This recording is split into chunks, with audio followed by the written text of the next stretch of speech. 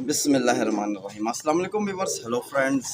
हबीब कबूतरबाजी channel में आप लोगों का खुशामदीद। उम्मीद करता हूँ दोस्तों आप सब खैरियत से होंगे। अल्लाह आपको सेहत तंदुरुस्ती दे, अपने हिफ्ज़ व अमान में रखे। आज की वीडियो बना रहा हूँ। आज की वीडियो में आप लोगों को एक शौक़ कराऊँगा कबूतर का, जो हमने कल ही पकड़ा है। तो इंशाल्लाह वीडियो आपको फ़ायदा पहुँचाएगी, तो वीडियो को एंड तक देखना। और कुछ भाइयों के सवाल थे मेरे पास कि हबीब भाई कबूतर जो है क्रीज में है, तो उनकी क्रीज कैसे ख़त्म की जाए, तो ये आप हमें बताएं। तो मैं इसके मतलब आपको बताऊंगा जो मेरी इन्फॉर्मेशन है। देखो कि कबूतर हमारे तकरीबन भाइयों के और मेरे यहाँ भी कबूतर पूरे तैयार हैं और किसी भाइयों ने उड़ाना भी शुरू कर दिए। तो आप देख सकते हो कि कबूतर सारे मुकम्मल परों में है, यानी कि पर आप देखो कि सारे ही कबूतर ने कंप्लीट कर लिए हैं। ठीक है, बगल भी बना चुका है, बाहर के 10 पर ये भी बना चुका है और तकरीबन दुम भी तैयार कर चुका है कबूतर। तो मसला ये है कि कबूतर के आप देख सकते हो कि यहाँ जो है चोंच के इर्द गिर्द, यानी ये जो छोटे छोटे बाल होते हैं, आप देख सकते हो कि अभी तक मुकम्मल नहीं है और कबूतर यहाँ से क्रीज कर रहा है। ठीक है, तो इस कंडीशन में जो भाई अपने कबूतर उड़ाएगा, तो जाहिर सी बात है उसके कबूतर जो है वो बाहर गिर भी जाएंगे और घर नहीं आएंगे, क्योंकि हमेशा झाड़ जो की जाती है या पर पटाई की जाती है उन कबूतरों की जाती है जो हमारे अच्छे कबूतर होते हैं। हमें पता होता है कि इनको पर हम मेहनत करेंगे तो इनसे हमारा यानी शौक़ अच्छा होगा और इन्हें हम बाजियों में उड़ाएंगे, जो कि मतलब बंदे की शौक़ होता है। उसके हिसाब से बंदा कबूतर की पर पटाई करता है। लेकिन जब कबूतर के यहाँ के वो देखता है कि पर मुकम्मल हो गए हैं, तो वो फटाफट जाल खोल के उड़ाना शुरू कर देते हैं कबूतर। तो यही सबसे बड़ी मिस्टेक करते हैं। ऐसे कबूतर को उड़ाना नहीं चाहिए जब तक उसके यानी चेहरे के पर सारे पूरे ना हो जाए। ये देख सकते हो कि बिल्कुल इसके सारे ही मतलब पर जो हैं गर्दन के आसपास, सर के ऊपर, ये सारे कच्चे पर हैं और सारे खून वाले पर हैं।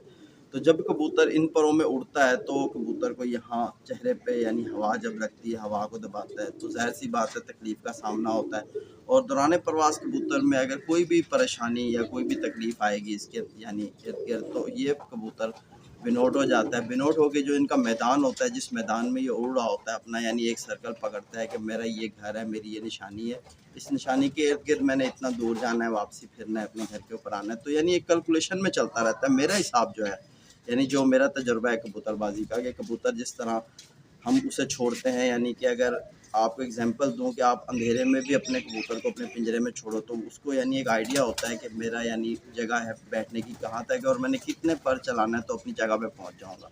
तो आप देखते हो ना, कबूतर अंधेरे में भी अपनी पतवास से नीचे आता है, पानी पीकर वापस अंधेरे में भी अपनी जगह पे चला जाता है। वो एक पर का अंदाज़ा रखता है कि इतने पर मारूंगा तो मेरी एक स्टिक मिल जाएगी, मैं उस पर जाके बैठ जाऊंगा। अगर वहाँ से आप स्टिक हटा के थोड़ी ऊंची कर दो तो कबूतर को देखोगे वो बिनोट हो जाता है, वो अपनी जगह पे नहीं पहुँच सकता, वो इधर उधर गिरना शुरू कर देता है। ठीक है ना। तो मेरा जो हिसाब है, यानी मेरे समझ में जो है कबूतरबाजी में, कि ये जब आसमान पे उड़ता है तो इसका भी एक यानी इस कैलकुलेशन होती है, जिस कैलकुलेशन में ये उड़ता है और अपने घर को समझ के रखता है कि मेरा घर इतनी दूर है या ये हिसाब है।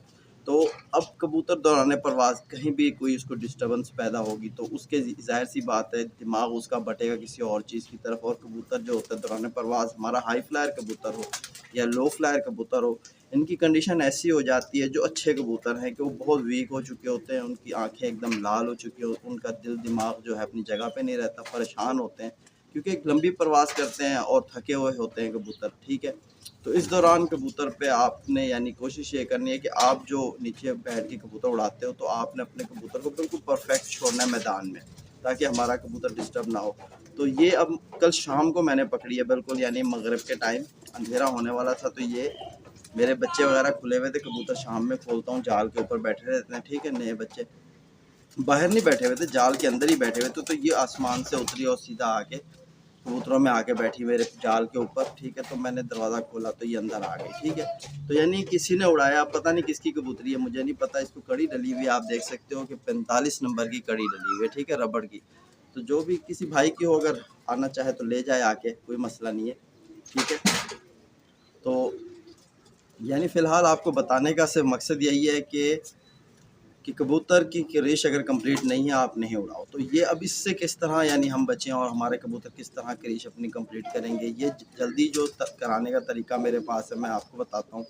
जो भाई इस पे फॉलो करेगा इंशाल्लाह, उसके जो कबूतरों में छोटी छोटी क्रीश आ रही है गर्दन के इर्द गिर्द, तो ये जल्दी साफ़ हो जाएगा कबूतर। ठीक है, तो बात यह है कि आपने करना ये है कि सबसे पहले इनके दाने में जो आपने छोटी काली सरसों आती है, ठीक है, सरसों दाना आता है, मैं स्क्रीन पे उसकी पिक्चर दे दूँगा, ठीक है। तो वो सरसों दाना आपने ले लेना है, उसका इस्तेमाल कराओ कबूतरों में थोड़ा, यानी आपने दाने से पहले, यानी अब कबूतरों का दानों का टाइम हो चुका है, आपको पता है कबूतर भूखे हैं, तो उसकी जगह आप यानी एक मुट्ठी भर के दाने की डाल दोगे तो कबूतर इसको चुगता रहेगा, वो खाएगा, तो वो गर्म ज़्यादा होती है। और उसके साथ अलसी दाना अगर आपको मिल जाए वो भी इस्तेमाल कर सकते हो, नहीं तो काली सरसों और पीली सरसों 2 किस्म की आती है, ठीक है। तो काली सरसों पीली सरसों मिक्स करके रख लो, थोड़ी सी ले आओ, आधा किलो ले आओ, वो आप यानी एक एक मुट्ठी रोज़ डालो इनको, 4-5 दिन खिलाओगे तो उससे जल्दी कबूतर साफ़ हो जाएगा। और दूसरा ऑप्शन ये है कि कबूतर को नहान, जितनी जल्दी नहान मिलेगी ज़्यादा कबूतर साफ़ हो जाएगा जल्दी, पर जो उसके जिस्म के रुके हुए हैं वो फेंक देगा और नए पर ले आएगा।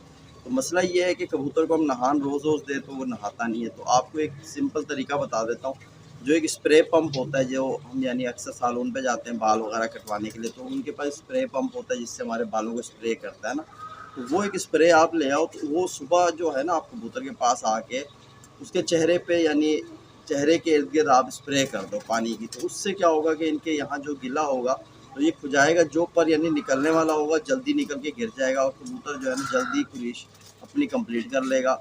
जिस तरह ये बाहर के पर बनाए हुए हैं तो ये दुम बनाई हुई है कबूतर ने, तो चेहरा भी जल्दी जल्दी साफ कर लेगा। तो फिर इंशाल्लाह 5 से 6 दिनों में आप देखोगे कि आपके कबूतर के चेहरे के इर्द गिर्द जितने से पर हैं वो सारे गिर चुके हैं, और जैसे ऊपर कंप्लीट हो जाए आपको लगे कि यार अब मेरा कबूतर बिल्कुल फिट है, तो फिर आप उनको जाल से बाहर निकालो। और जाल से बाहर निकालने का तरीका ये होता है, ये नहीं करना ना कि आपने 50 कबूतर अगर पर पटाई करी है तो सारे एक साथ आपने दरवाज़ा खोल के सारों को बाहर निकाल दिया, अभी चलो यार उड़ाना शुरू कर। तो उसमें क्या होता है कि अच्छे से अच्छा कबूतर जो होता है ना, जो हमें बाजियाँ जितवाने वाला होता है, जो हमारा अच्छा कबूतर होता है, सबसे पहले वही ज़ाया हो जाता है, क्योंकि कबूतर तंबल होता है।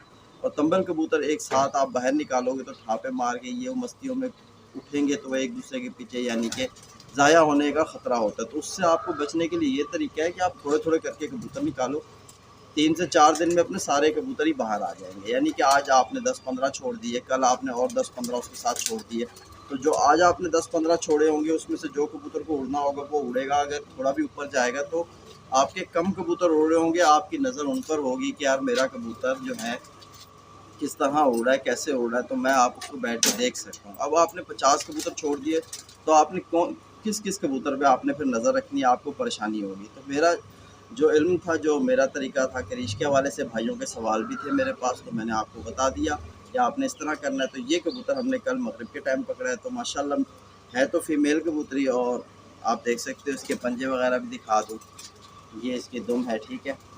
तो ये पर अच्छी कबूतरी है। तो इंशाल्लाह उम्मीद करता हूँ कि मेरी वीडियो आप भाइयों को फ़ायदा पहुँचाएगी। तो फिर मुलाकात होगी नेक्स्ट वीडियो में। अपने भाई को इजाज़त दो, अल्लाह हाफ़िज़।